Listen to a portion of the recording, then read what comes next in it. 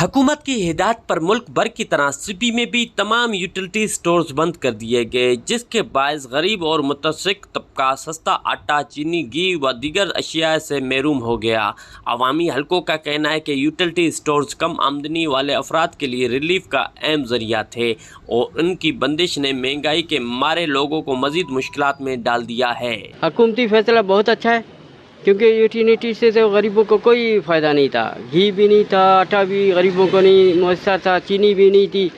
جو مسالے جات جو وہ تھے عام ریٹ میں جو نا عام بازار میں 5 روپے کا کم تھا، اس سے کیا فائدہ ہوتا ہے، اور زیادہ تر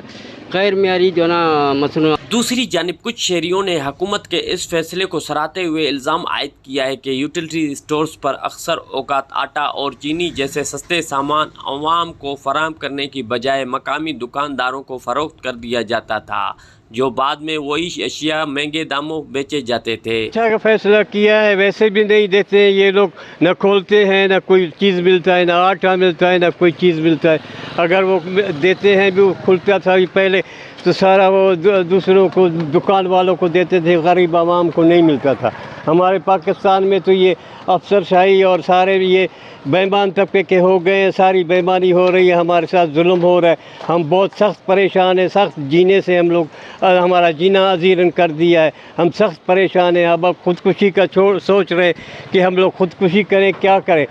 شہریوں کا مطالبہ ہے کہ اگر حکومت یوٹیلٹی سٹورز بند کر رہی ہے تو اس کی جگہ کوئی شفاف اور مؤثر متبادل نظام متعارف کروایا جائے تاکہ مستحق افراد کو حقیقی ریلیف مل سکے۔ کیمرہ ٹیم کے ساتھ رپورٹر ظہور مکسی، ساتھی رپورٹر یار علی کے ساتھ واش نیوز سبی۔